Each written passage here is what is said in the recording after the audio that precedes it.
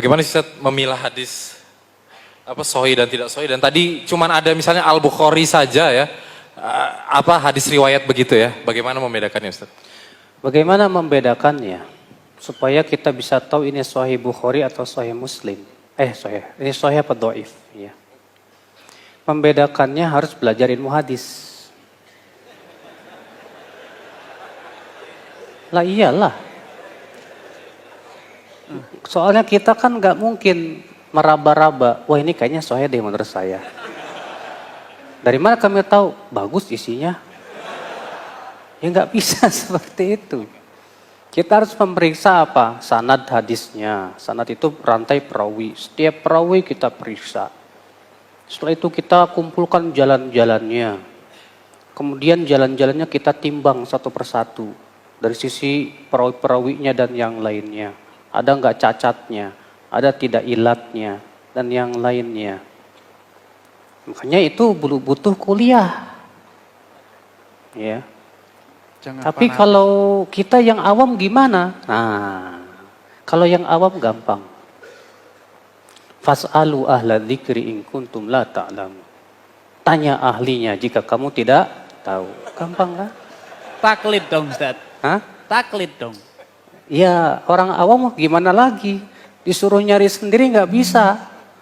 Ya mau tidak mau harus taklid. Nanya, Ustadz, hadisnya sahih apa enggak? Kata Ustadz, sahih. Ya udah malin. Kalau ternyata Ustadznya salah, jawabnya dia yang nanggung dosa. Ya enggak Ustadz? Jadi mari kita bertanya tentang hadis teman-teman.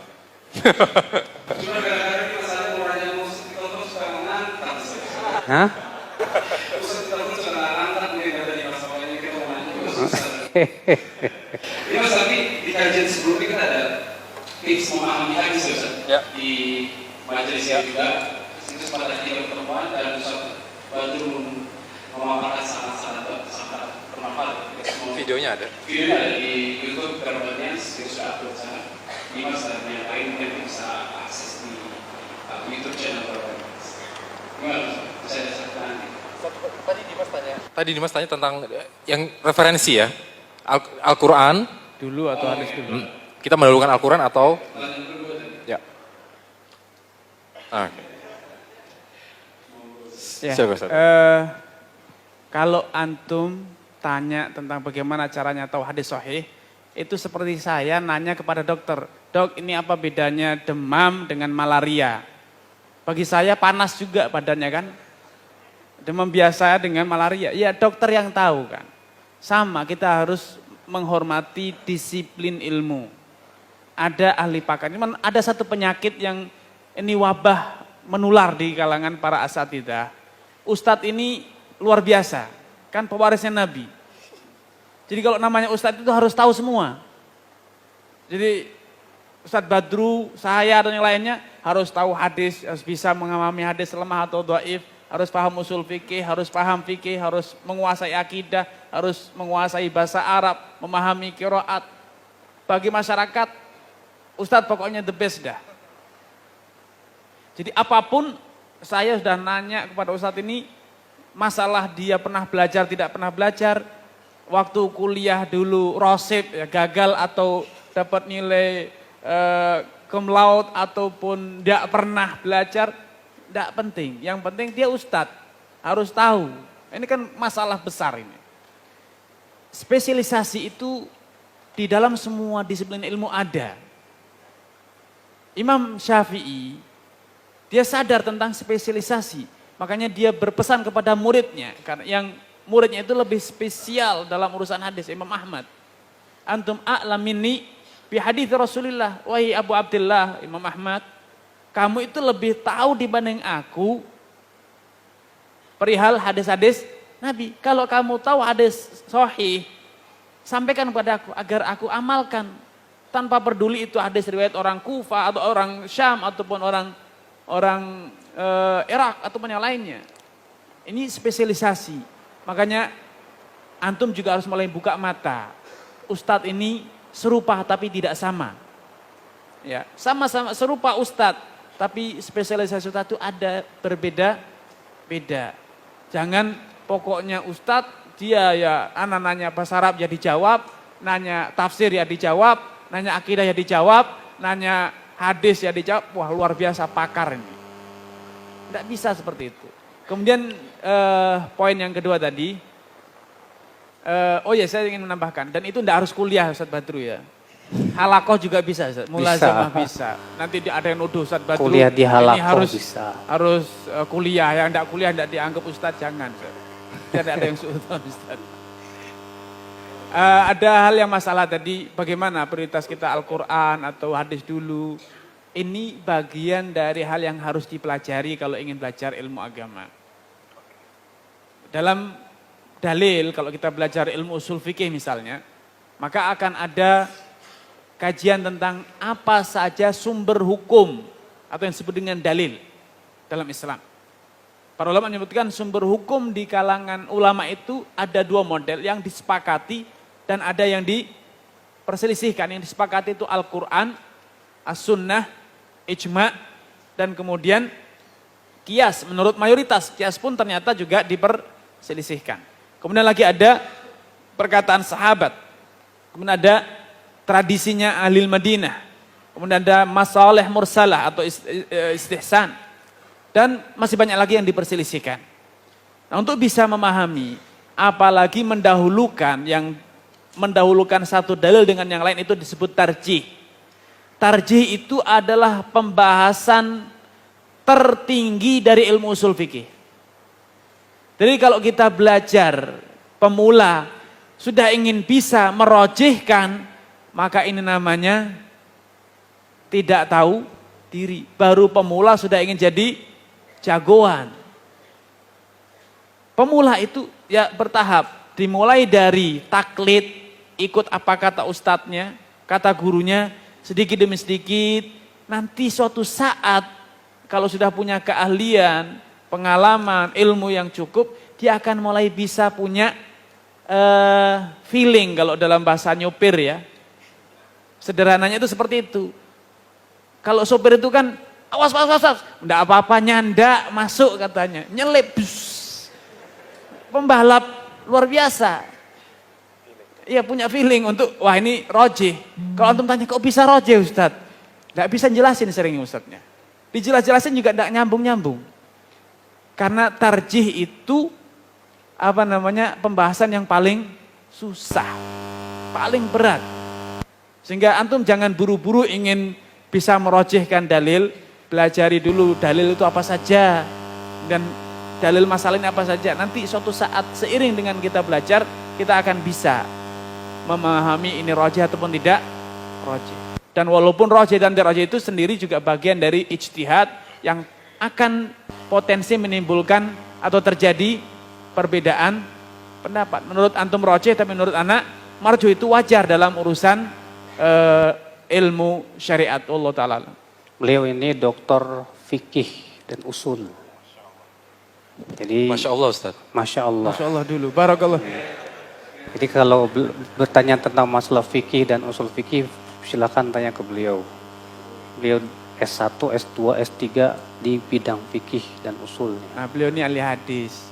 Masya Allah. Saya mah LC Ustaz. Masya Allah. Masya Allah. LC-nya udah lecek. Masya Allah. Masya Allah ya, kita bisa belajar adab dari kedua narasumber kita malam ini. Dan mungkin Abdurraza waktunya kita untuk beralih ke bawah mungkin ya. Walaupun spirit anak muda. Masya Allah. Ya silakan Ustadz Badru atau Ustadz Arifin untuk kesimpulan. Fadol Ustaz. Antum yang memulai, harus antum yang mengakhiri Ustaz. Iya, kesimpulannya mudah-mudahan kita bisa menjadi orang yang meneladani Imam Bukhari. Bagaimana Imam Bukhari sebagai seorang pemuda yang begitu semangat di dalam menuntut ilmu. Menghabiskan waktunya untuk menuntut ilmu dan Masya Allah punya semangat 45 yang luar biasa. Beliau pergi ke Baghdad, ke Kufah, ke negeri-negeri untuk menuntut ilmu. Beliau juga Masya Allah kesungguhan luar biasa di dalam menuntut ilmunya Masya Allah. Nah kita contoh. Kita sebagai pemuda, kalau kita udah ngaku capek, pemuda pengen dan istirahat. punya Masya Allah ya Seharian. kemampuan, gunakan seluruh kemampuan kita untuk menuntut ilmu seperti Imam Bukhari. Jangan gunakan waktu kita buat mejeng, buat nggak ada manfaatnya. Ya. Yang kedua, posisikan di kita sebagai seorang murid. Karena Imam Bukhari ya di saat menjadi murid dan menuntut ilmu, beliau tidak pernah berani untuk berfatwa selama ada, dan beliau belum sampai kepada derajat ya yang tinggi dari keilmuannya. Maka seorang murid pun demikian. Kemudian juga kita berusaha mengikuti akhlak Imam Bukhari. Ya, karena akhlak Imam Bukhari saya belum menceritakannya tadi, mohon maaf ya. Benar kata Ustadz Arifin, saya belum menghormati Imam Bukhari. Karena saya tadi sebatas sekilas info saja ya. Karena sebetulnya saya sungkan sama beliau, Pak. Beliau tuh doktor, saya LC. Ya, nggak ada bapaknya. Nah, kita berusaha ngikutin beliau. Mudah-mudahan kita diberikan oleh Allah kemudahan seperti beliau. Walaupun hafalan kita nggak kayak beliau, error mulu ya.